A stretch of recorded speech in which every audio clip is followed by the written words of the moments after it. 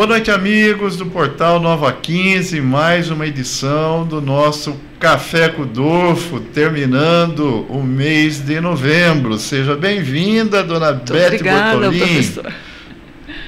Foi para São Paulo essa semana, voltou feliz, viu, João Della Coleta, o nosso editor aqui.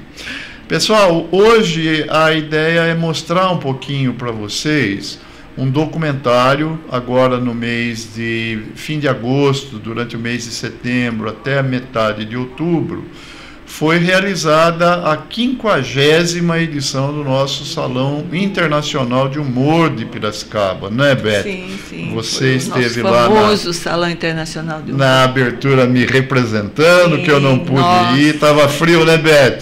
Estava muito frio, ainda mais ao lado do rio, estava muito gelado. E também nós tivemos, entre as várias ações do salão, esse documentário feito pelo Rafael Bittencourt, né, que nós vamos exibir aos amigos hoje, também como nossa forma de homenagem aos 50 anos do Salão de Humor. É um pouquinho do resgate, né, desse salão que começou em 1974, de forma muito despretensiosa, viu, Beth, lá na Praça José Bonifácio, onde com a funcionava... sua presença, né, professor? Pois é, eu estava lá, com cabelo até aqui, viu, Beth, calça boca de sino, era outro Adolfo lá, viu? Mas o salão saiu lá da praça, passou por alguns espaços, né, na Rua Governador, depois no Teatro São José, ficou um tempão lá no Teatro Lôcio Neto e depois se definiu lá no Engenho Central, onde têm sido realizadas as edições nos últimos 25, 30 anos, né? Então, o documentário mostra um pouco isso, agradecimento, né, ao prefeito Luciano Almeida, que decretou esse ano o salão como patrimônio imaterial da cultura piracicabana, também ao secretário Carlos Beltrame, ao Júnior Kadesh, a toda a comissão organizadora do salão, aos pioneiros, né, que estiveram lá com a Beth na abertura, o Zélio, o Fausto Longo, o Carlos Colonese, né? E em memória também do grande amigo Alceu Marosa Rigueto, um dos idealizadores aí deste evento. Que... Lembrando do prefeito, não é? Sim, do Adilson Maluf também, com certeza. O Adilson que foi a garantia, né? Foi o avalista daquele grande sonho que nós tínhamos lá atrás, né?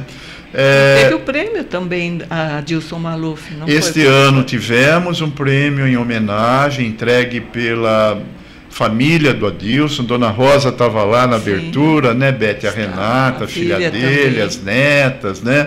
Então, todo mundo, Piracicaba, a gente tem que ser muito grato a Piracicaba como um todo, né? Todos os ex-prefeitos, todos os ex-secretários de cultura que passaram por lá, os funcionários públicos da prefeitura nesses 50 anos que nunca deixaram a peteca cair, e especialmente aos artistas, né, da cidade de Piracicaba, os artistas brasileiros, os artistas internacionais, que transformaram o nosso Salão de Piracicaba numa das maiores referências mundiais no campo do humor gráfico. Então a gente vai acompanhar um pouquinho, né? O Rafael Bittencourt viria com a gente hoje, né, Beth? Mas ele acabou... Agenda cheia.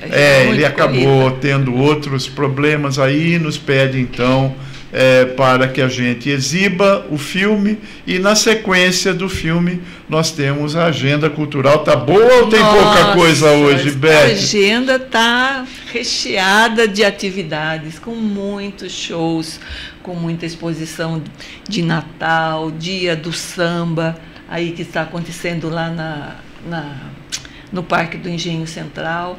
Olha, sempre final de semana aqui em Piracicaba está bombando.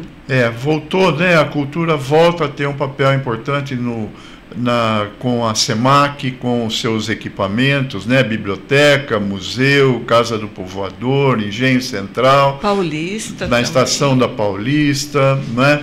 No SESC, tem show no Clube lá no Sindicato dos Metalúrgicos, tem Flash Night no Cristóvão, realmente um final de semana aí para a gente não perder nenhuma atividade. E na terça-feira à noite, aonde a senhora vai estar, dona Elizabeth? A senhora me contou há pouco aí, onde a senhora vai estar terça-noite? Lá no lançamento do livro cerimonial da Marta Watts, né? Sim.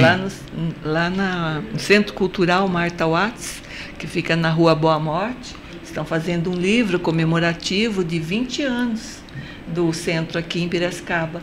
Então vamos lá prestigiar. Estaremos, Beth e eu lá, com certeza. João, obrigado aí mais uma vez pela retaguarda que está nos dando, Beth, pela seu carinho com a nossa agenda cultural. E vamos lá então conhecer um pouquinho da história do Salão Internacional de Humor de Piracicaba. Um abraço a todos. Na semana que vem, já é dezembro, Beth. Nossa. O ano voou. Voou. Nós vamos receber agora em dezembro 3 figuras importantes para a cultura em Piracicaba. No dia 7, a ex-secretária Cida Abbe.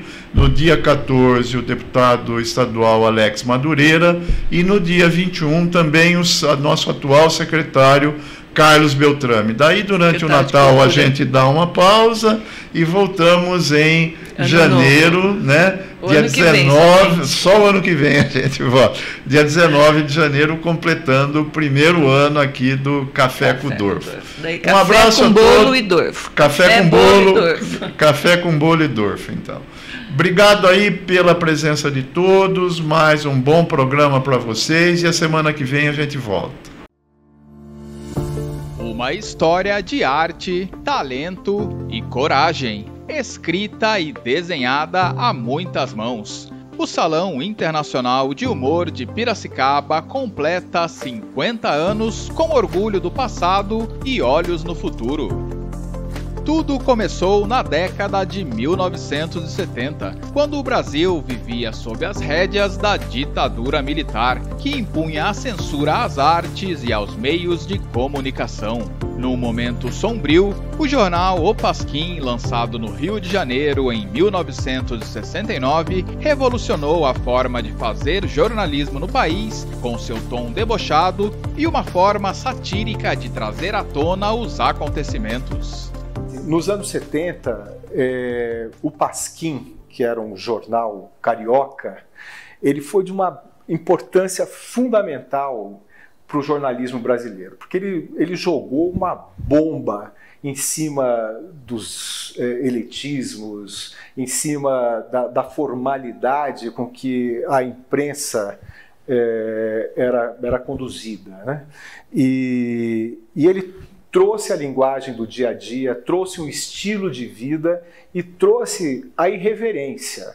Então, essa atitude do Pasquim, essa forma de fazer jornalismo do Pasquim, era o sonho de um grupo de jornalistas de Piracicaba. E esse grupo tinha no Diário de Piracicaba uma coluna e que imitava, de certa forma, o Pasquim, o Recados, exatamente. Era uma forma da gente traduzir em Piracicaba o que o Pasquim, a revolução que o Pasquim estava trazendo e estava promovendo na imprensa nacional, né? Eram os cartunistas do Pasquim, os personagens mais comentados naquela época, porque eles peitavam a ditadura com uma coragem que só o humor permite mesmo, porque eles usavam uma arma que é absolutamente ferina, que é a metáfora.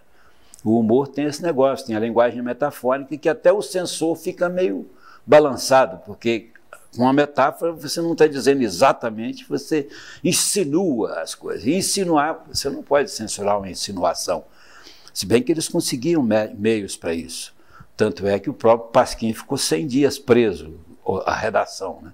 E nós tínhamos um certo receio de que o mesmo acontecesse com a gente. Já nesse período, Piracicaba se destacava no setor cultural com o Salão de Belas Artes, o SBA, criado em 1952, e o Salão de Arte Contemporânea, o SAC, idealizado em 1967, o que mostrava que a comunidade local já acolhia eventos culturais.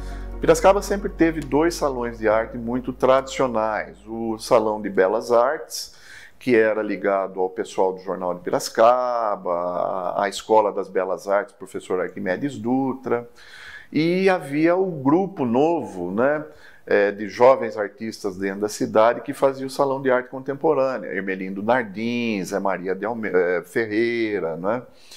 E havia uma rivalidade muito forte entre esses salões para ver o Salão de Belas Artes mais antigo, mais tradicional, com mais de 50 anos de idade, formando então uma escola de artistas plásticos para quadros, para imagens mais conservadoras, em antagonismo ao Salão de Arte Contemporânea, que trazia tudo que era novidade, performances, né, esculturas e outras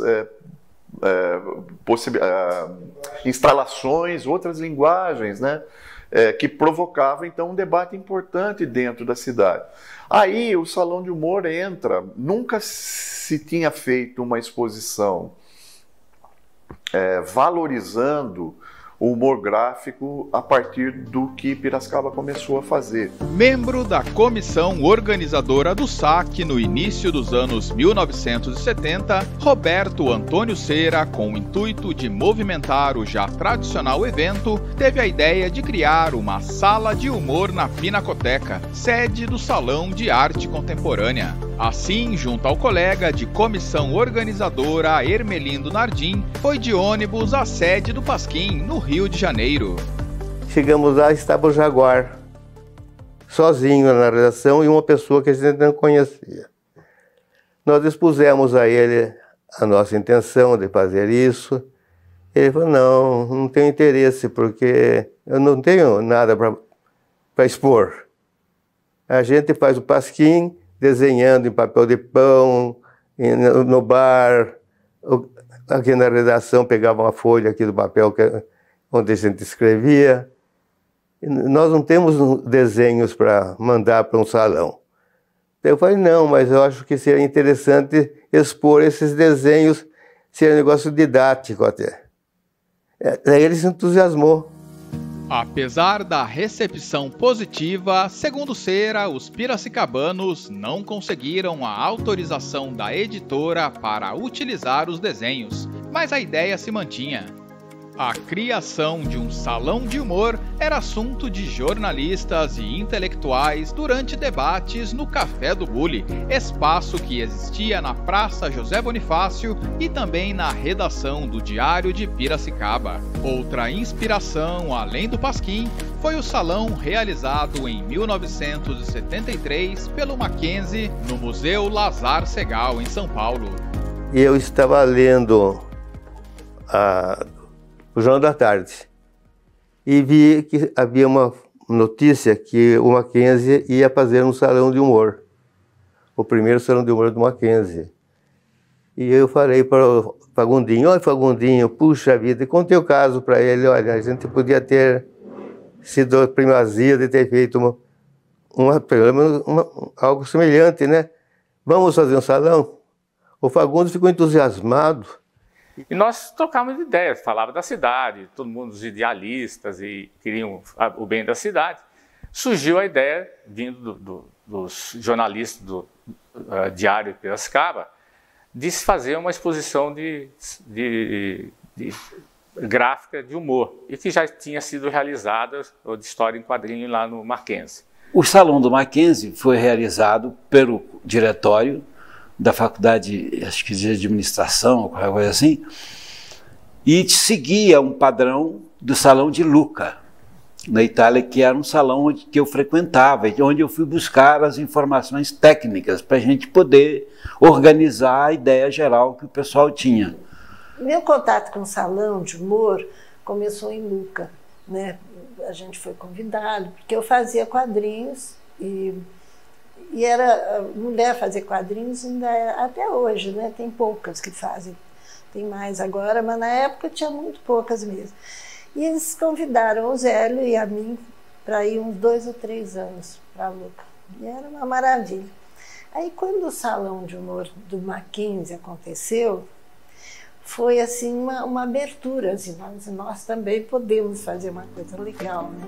Com essas inspirações, o grupo procurou o então secretário de Turismo de Piracicaba, Luiz Antônio Lopes Fagundes, para que o projeto do Salão de Humor local se tornasse realidade, utilizando para isso uma verba anteriormente prevista para o que seria o Museu da Imagem e do Som. Eu topei a ideia, fui falar com o prefeito Adilson Maluf, para que havia a possibilidade de trocar essa verba para custear a estrutura do Salão de Humor. Nós tínhamos 10 mil dinheiro da época, nem lembro mais que dinheiro que era.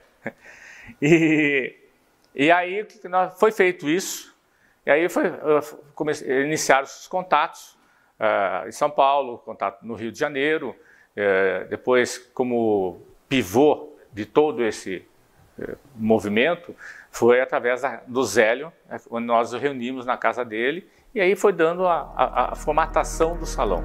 Em 1973, aconteceria a segunda viagem, que dessa vez reuniu Alceu Marozzi Righetto, Carlos Colonese e Adolfo Queiroz. Aquela famosa viagem do Galax Preto, né, até o Rio, dirigida pelo motorista Caoro, foram então o Carlos, o Alceu e eu, né, no Galax Preto do então prefeito Adilson Maluf. E lá chegando, levamos cachaça para o pessoal, essa coisa toda, né?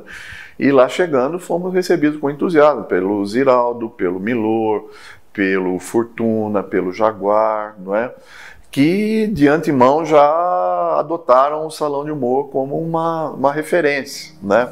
Após toda essa movimentação e com o apoio dos profissionais do Pasquim, o primeiro Salão de Humor de Piracicaba enfim abriu suas portas em agosto de 1974, na sede do antigo Banco Português, então localizado na Praça José Bonifácio, centro da cidade. No mesmo ano, assumia a presidência da República o general Ernesto Geisel, que teve papel de destaque no golpe que deu origem ao regime militar e esteve à frente de um governo que deu continuidade à censura imposta aos meios de comunicação e à arte de uma forma geral no Brasil.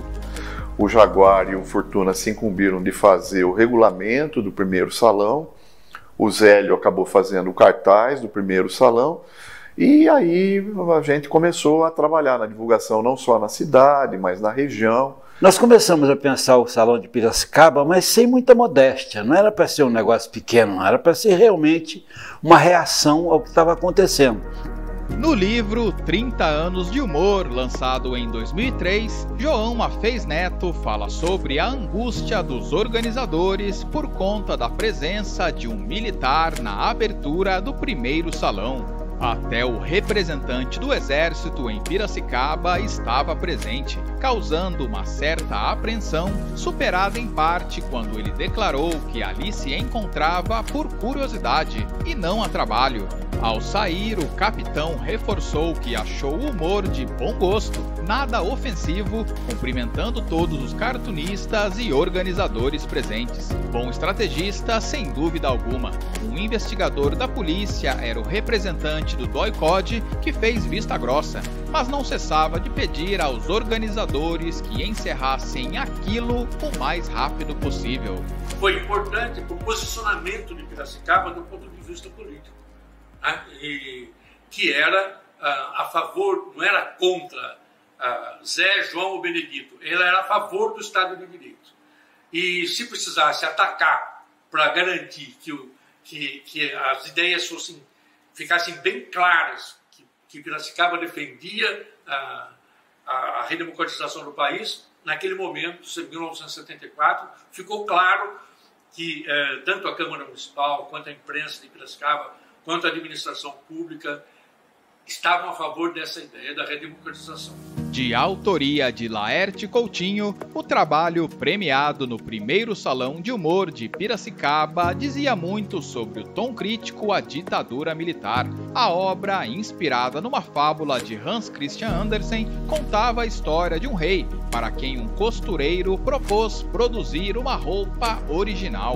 Completamente despido, o monarca ouvia o costureiro inventar que colocava um acessório aqui e ali, quando na verdade se tratava de uma roupa imaginária, que logo depois seria apresentada a todo o reino.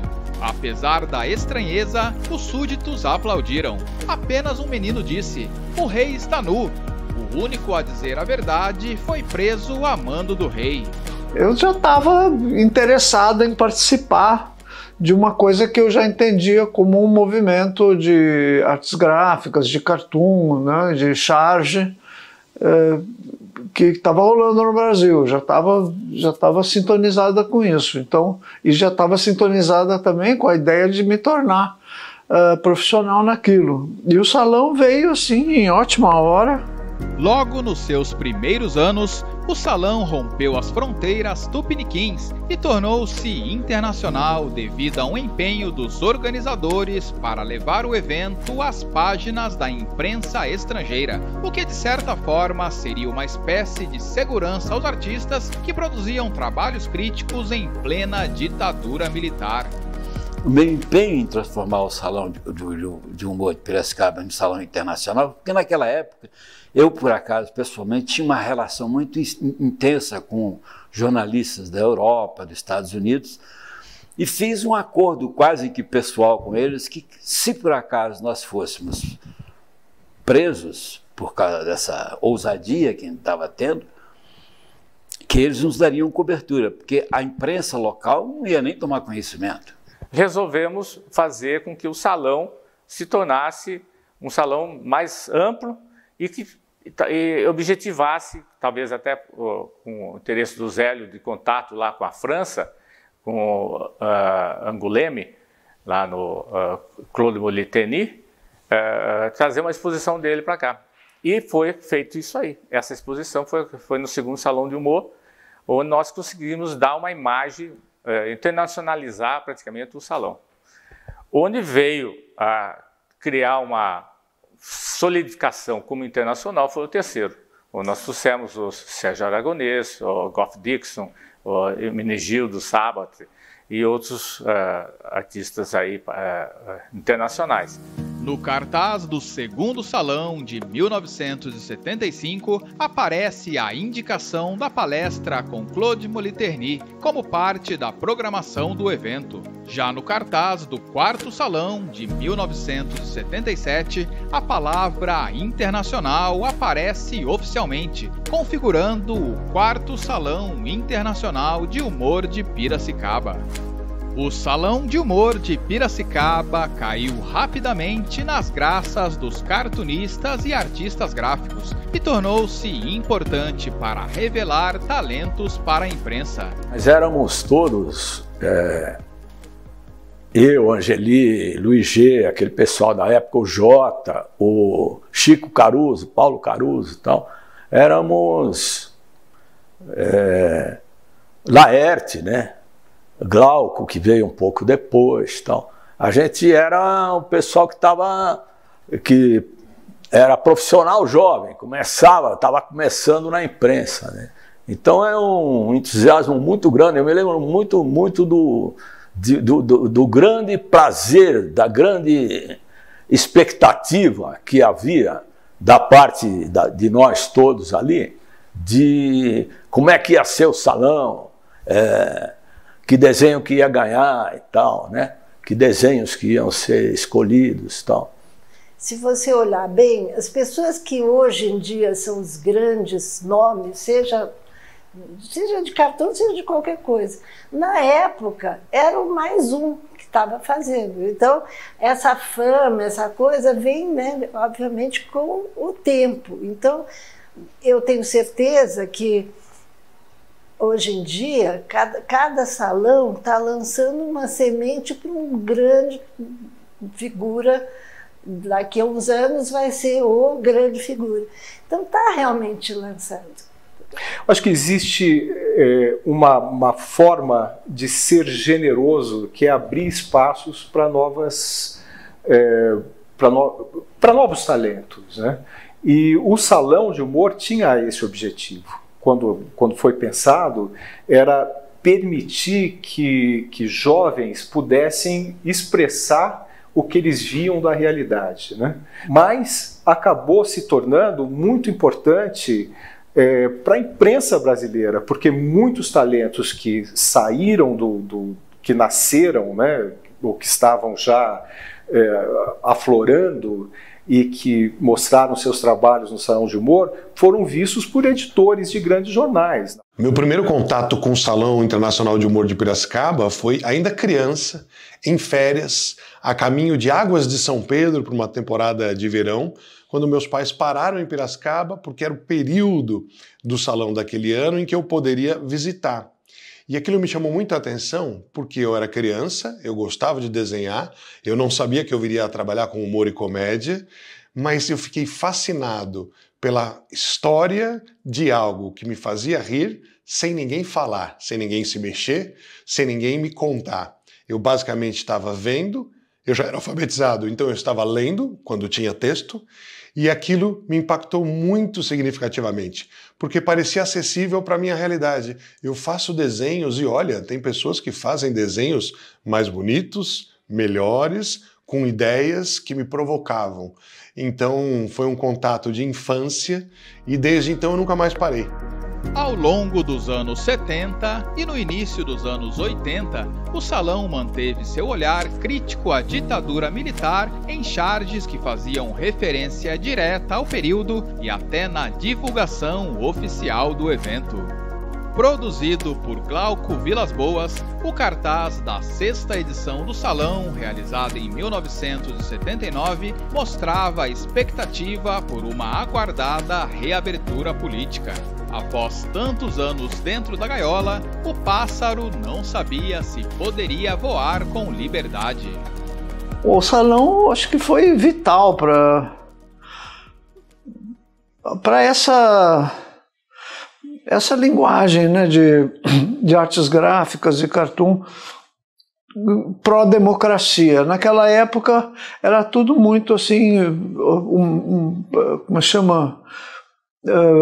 Bipolar, vamos dizer. Ou você estava com a ditadura apoiando, ou você estava contra a ditadura querendo eleição livres e a volta da democracia. Mesmo com o fim da ditadura, o Salão mantinha seu olhar crítico presente desde sempre. Ao longo das décadas, o evento se consolidava cada vez mais, assim como se estabelecia em locais que passaram a ser parte fundamental do evento logo nas suas primeiras edições. Após transitar por diferentes espaços do centro da cidade, o Salão chegava em 1977 ao Teatro Municipal Dr. Lúcio Neto. Foi um período maravilhoso do Salão, né? Porque a cidade recebia bem. E tinha também uma questão que vinha excursões de Minas, da Bahia, de Santos, chegavam excursões de cartunistas. Ou eles vinham espontaneamente.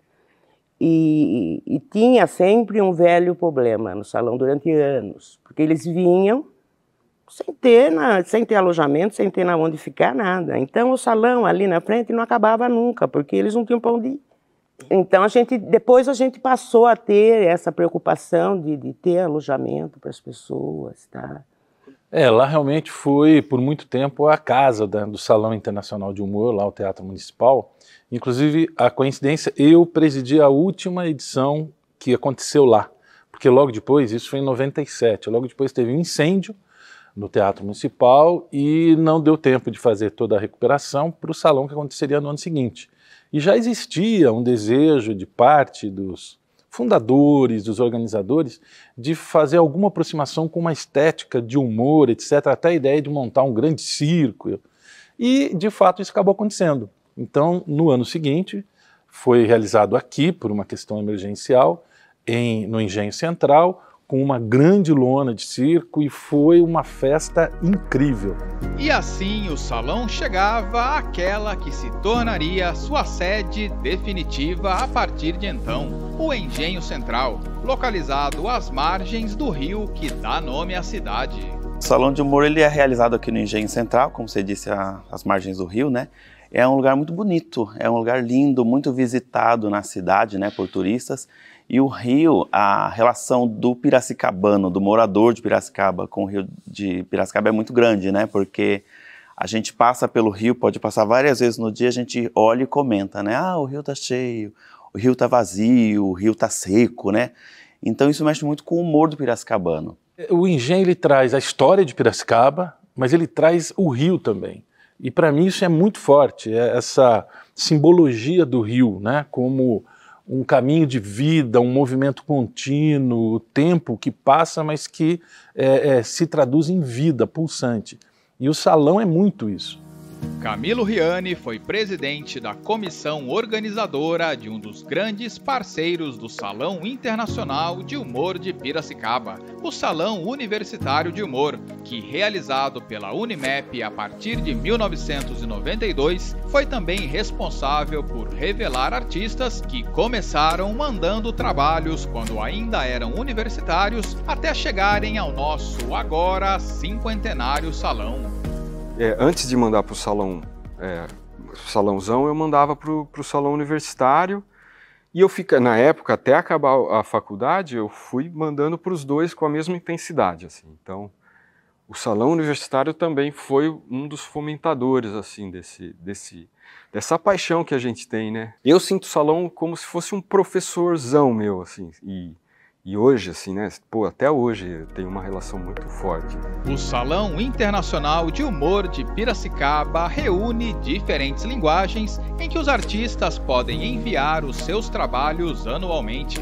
São elas charge, cartoon, caricaturas e tiras HQ, ou simplesmente tirinhas. O que tem um acesso mais fácil é a caricatura, que é a distorção, que é tanto para mais como para menos, de uma figura, de um personagem, né?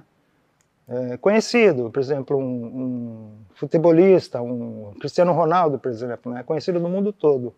Então, a caricatura de Ronaldo, do Ronaldo jogador, Cristiano Ronaldo, para não confundir com o nosso Ronaldo, o fenômeno, né, por exemplo, mas é você olhar para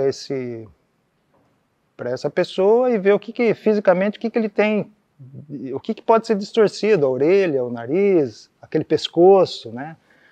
E, além disso, também a personalidade, né? Como é que ele é. A maior pergunta, né? Aquela mais recorrente, assim, qual a diferença de charge e cartoon? Isso é básico. Bom, charge é uma coisa atual, você aborda um tema, e esse tema ele tem uma validade, até aparecer outra manchete que vai ser maior do que aquele tema.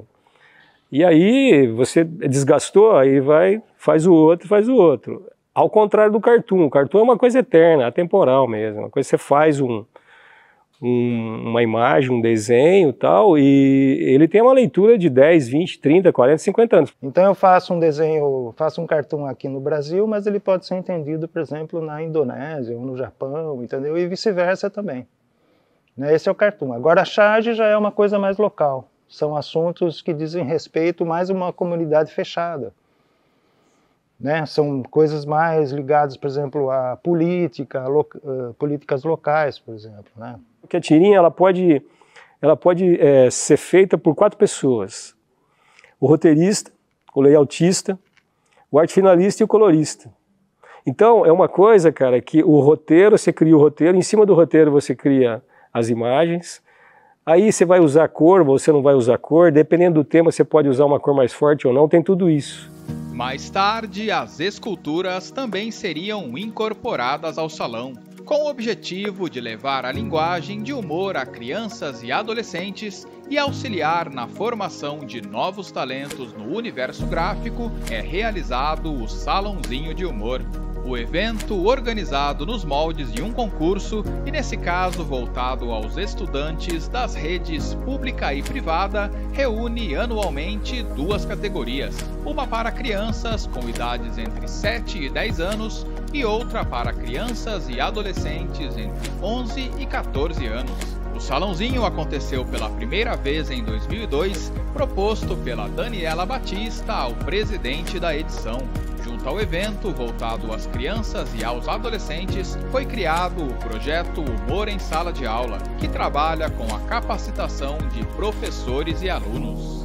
A gente queria criar um novo público e também trabalhar um pouco com a educação e com o infantil, porque eu propus para ele isso, porque eu senti que a visitação de quem é de Piracicaba e da região não era muito alta no salão, além da abertura. E parecia que o salão, principalmente por ser internacional, era uma coisa dos outros e não de Piracicaba. E a gente trabalhou muito em criar várias coisas e eu apresentei essa proposta para ele. A ideia é você formar um público novo, né? E principalmente você levar a linguagem do humor, o desenho de humor, como arte, como reflexão, para as escolas, né? Uma ferramenta nova para você trabalhar na sala de aula. Quando eu entro numa sala de aula, cara, e eu começo a conversar com os alunos, velho, eu vejo vários Erasmos. Porque eu comecei lá, cara. Foi lá que uma professora olhou o meu trabalho e falou, pô, você precisa desenvolver, você não pode parar. E eu fiz isso, cara. E eu faz 30 anos já de profissão. Então eu vejo muito talento nisso. Expandiu para esses participantes e para educação em geral da região, ferramentas para comunicação, para arte, para cultura, para entendimento, para política, porque essas crianças que participaram, elas puderam entrar no meio que elas deram continuidade, mesmo que elas não sejam mais cartunistas, chargistas, quadrinistas, elas estão em atividades que foram geradas na cabeça dela e a função daquilo para outras áreas também, que elas vão ter sucesso, né? Já estão tendo. Então o salãozinho abriu essas portas, né? Em 2012, a organização do salão criou a mostra Batom Lápis e TPM, que anualmente é aberta em março, o mês das mulheres, e destinada a trabalhos feitos por elas, sejam artistas profissionais ou amadoras. Considerada pioneira no universo feminino do humor gráfico, a exposição conta anualmente com inscrições de mulheres de diferentes partes do mundo e, assim como a mostra principal do salão, apresenta cartoons, caricaturas, charges, tiras e esculturas. A primeira edição aconteceu no Hall do Teatro Municipal Dr. Losso Neto e atualmente a mostra acontece no Engenho Central. A mostra Batom Lápis e TPM ela é muito importante nesse aspecto de fomentar o humor feminino, o humor gráfico feito por mulheres. Porque a presença delas nos salões principais, isso não só no Brasil, no mundo afora, é muito pouca. Não se ouve muito falar de mulheres cartunistas. A grande atenção sempre são para os homens. E a partir do momento em que o Batom Lápis TPM começou a chamar a atenção para isso, chamar mulheres e fazer, elas começaram a perceber essa força que elas têm. A profissão sempre foi um território bastante masculino, a profissão de comediante, a profissão de humorista, de cartunista.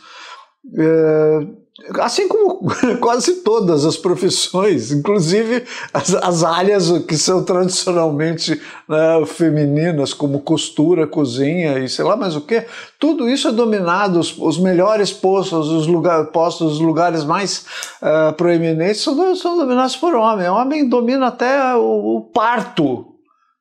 É um horror.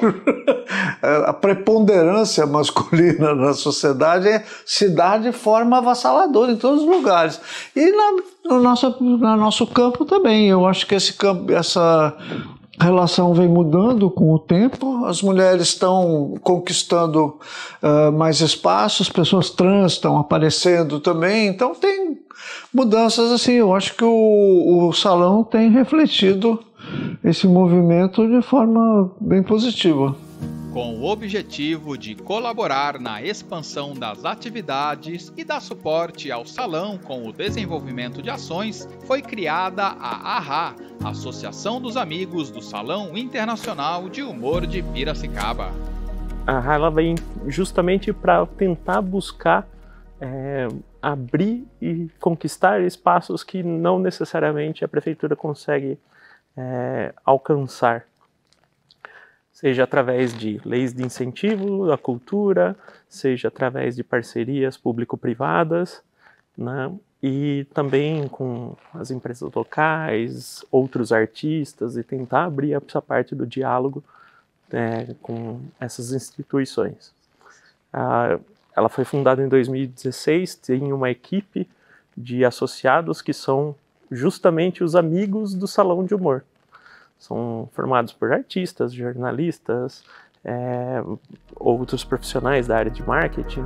Ao longo dos anos, o Salão Internacional de Humor de Piracicaba desenvolveu uma série de atividades que possibilitam expandir esse universo tão rico e repleto de surpresas. As exposições paralelas trazem à tona trabalhos de artistas importantes nos cenários nacional e internacional e ficam disponíveis à visitação em diferentes locais de Piracicaba e em outras cidades do Brasil e do mundo.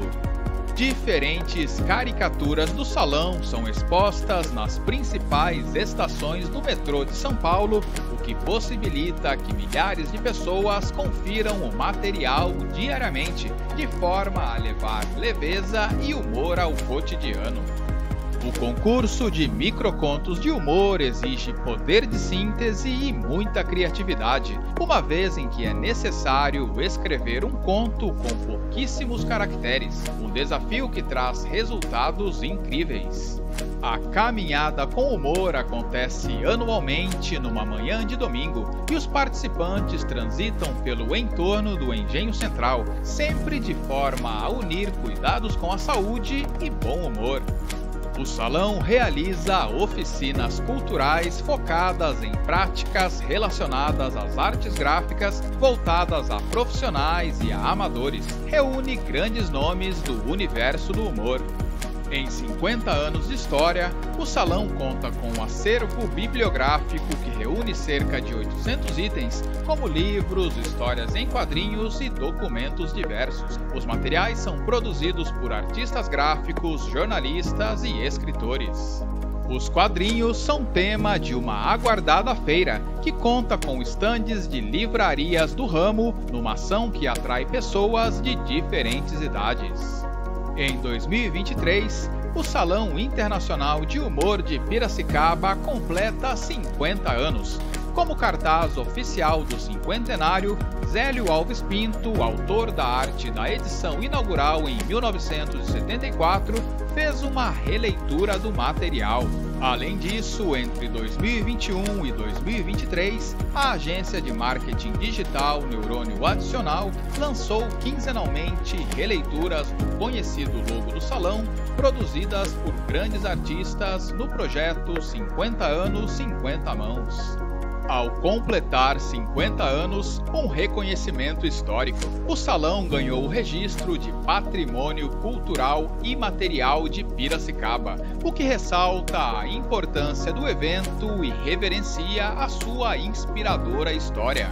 E se o passado tem muito a contar, o futuro promete ainda mais realizações. Em um mundo cada vez mais conectado e em constante transformação, o humor com seu olhar crítico continua sendo fundamental.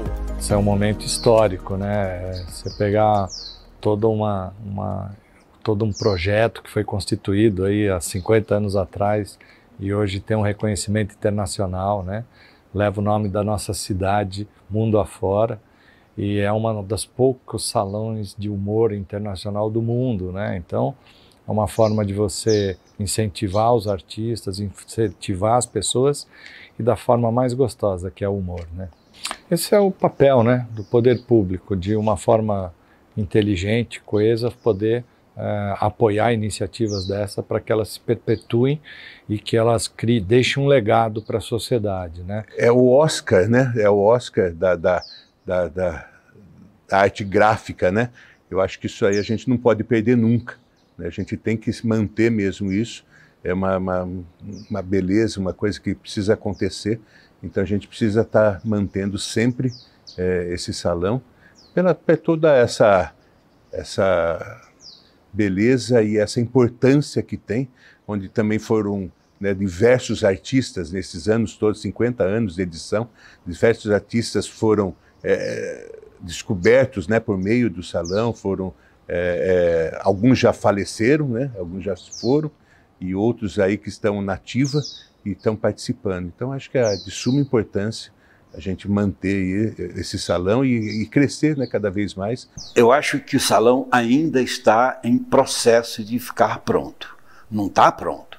Mesmo porque, entre nós, é sabido, burocraticamente, as coisas têm um procedimento muito lento.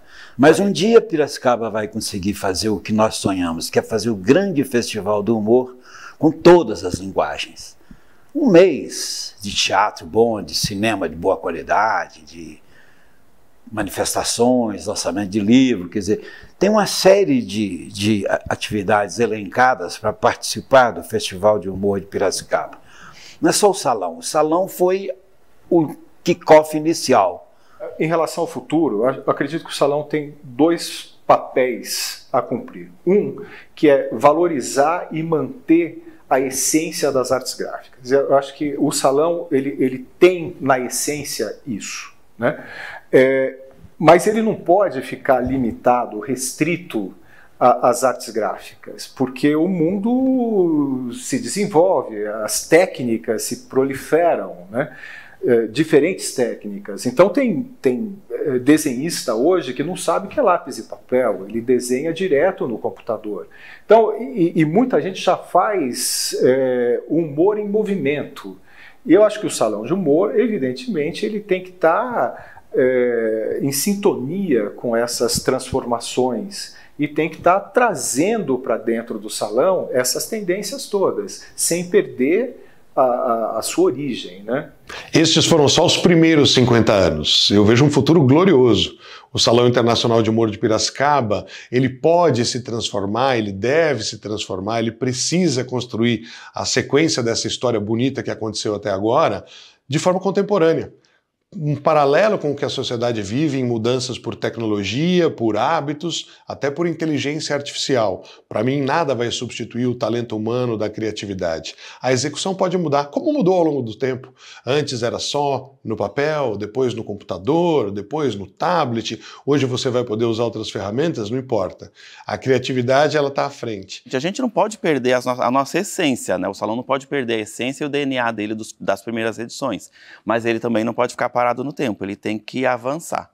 E eu acho que chegando a esses 50 anos e tudo que está acontecendo no mundo, e o mundo está mudando, né? Acho que o IA veio muito preciso nos 50 anos do salão para mostrar para a gente que a gente tem que avançar. A gente não pode perder a essência, mas a gente não pode ficar parado no tempo. Cara, tem um desafio enorme, né? Nós temos aí um conceito que é inteligência artificial, que daqui a pouco, né, toda essa criatividade que os artistas têm, né, talvez daqui para frente um próprio sistema artificial vá desenhar, vá constituir uma caricatura, vai construir uma piada, né? Então acho que esse é uma grande pergunta, né? Como é que vai ser o Salão do Humor daqui a 50 anos, né? Mas a gente sabe que ainda a humanidade tem uma capacidade única de se reinventar, né? E usar essa ferramenta, inclusive, a seu favor.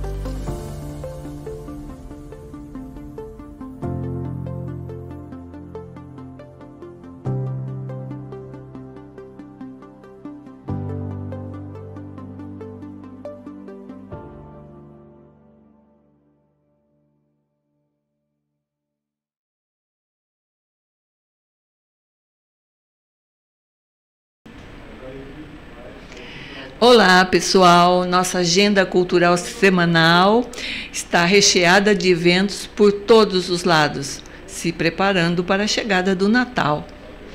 Nosso show Fundo de Quintal é o grupo de samba brasileiro mais premiado e representado na história do gênero. Com 45 anos de estrada, se apresentam cantando sucessos que os consagraram quinta-feira, lá no Sesc, às 20 horas. Os ingressos já estão esgotados.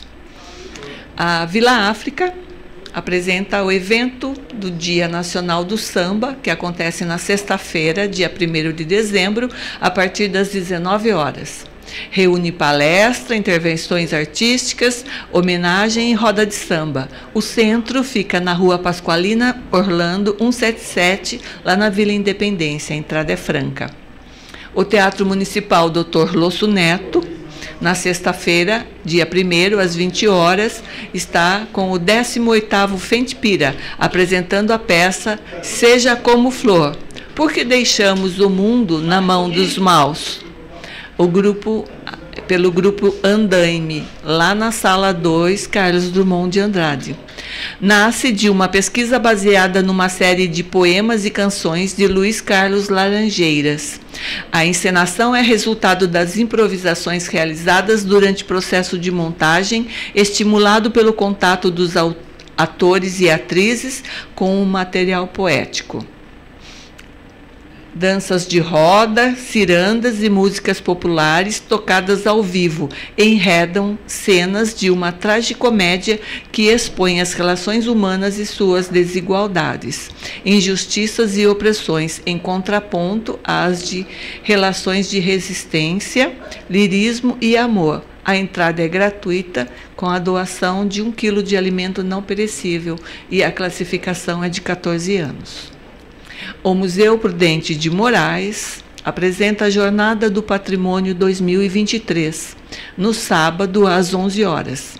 Essa jornada é gratuita e oferece uma experiência única, na qual o público é convidado a participar de atividades educativas, roteiros, oficinas, ações de grafite, contação de histórias, circo, danças e performances. Intervenção artística de Du Quadros. Entrada é gratuita. No Parque do Engenho Central, a Banda União Operária estará se apresentando no sábado, das 9 horas às 11 da manhã. A Fentipira, com a peça de teatro Núvio ou Quero Ser Balão, apresenta no sábado, às 16 horas, lá no Barracão 9. O Dia Nacional do Samba, que é no sábado, vai estar lá com toda a programação das 12 às 22 horas. Temos também a exposição do Mercadinho de Natal, das 10 às 20 horas, lá no Engenho Central. Todos os eventos são gratuitos. A Casa do Povoador está com a peça de teatro Suspiros e Burbujas, às 10 horas da manhã, com o pessoal da Fentipira.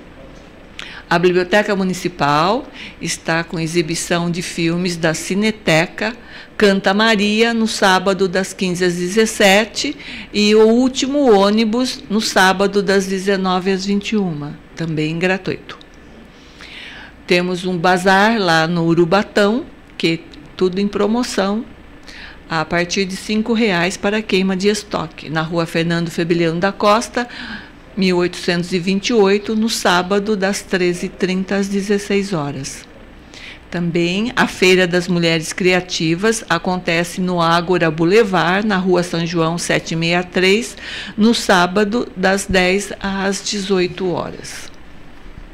A Orquestra Filarmônica Jovens Músicos vai realizar pela primeira vez o ensaio aberto no sábado, às 10h30, na Società Italiana de Piracicaba, sob a regência do maestro Anderson de Oliveira e participação especial do músico Neymar Dias, que é compositor, violeiro e multi-instrumentista, que será a estrela do concerto especial com a Orquestra Filarmônica Jovens Músicos no dia 9.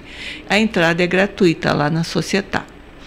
O Projeto Guri São jovens integrantes do projeto que realizam um show musical no Teatro do Sesc Piracicaba, no sábado, às 10 horas, de forma gratuita e aberta ao público. O projeto Guri realiza atividades socioeducativas e tem programação musical que estimula crianças e jovens a aprenderem a tocar um instrumento.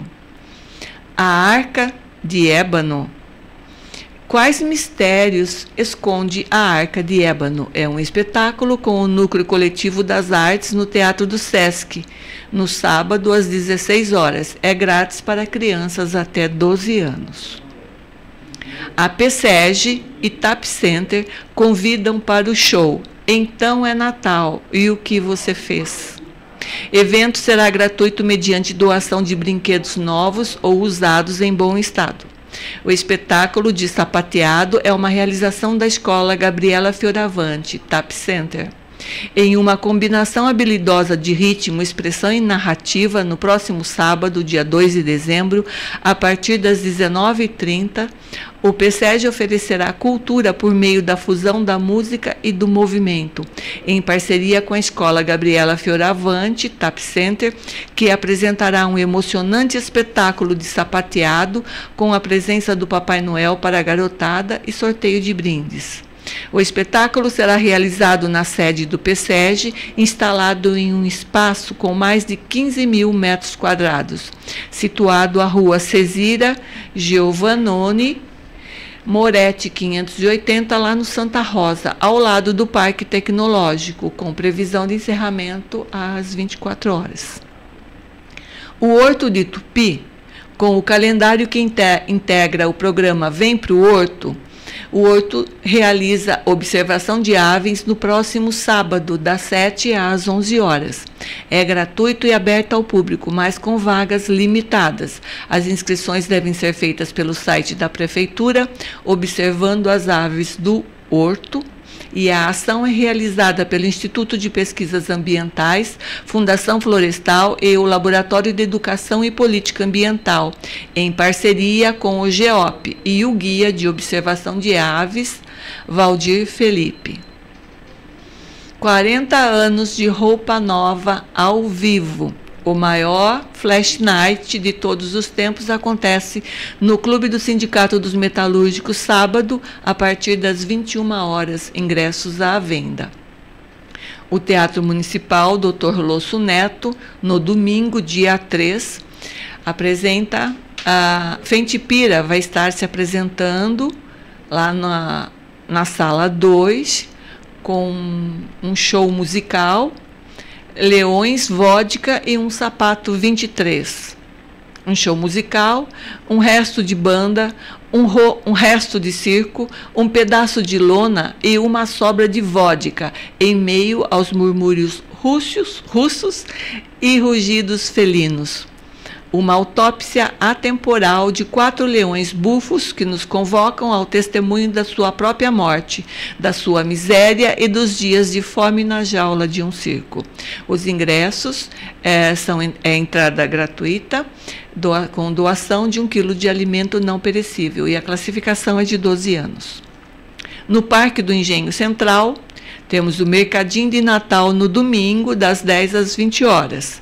Samba do Brinquedão, das 16 às 22 horas. E o Bem-vindo ao Engenho, lá próximo à passarela da Ponte Pêncil, das 10 às 12 horas. Todos os eventos do Parque Central são sempre gratuitos. A Casa do Povoador tem a peça de teatro A Caravana dos Pássaros Errantes, no domingo às 15 horas, gratuito.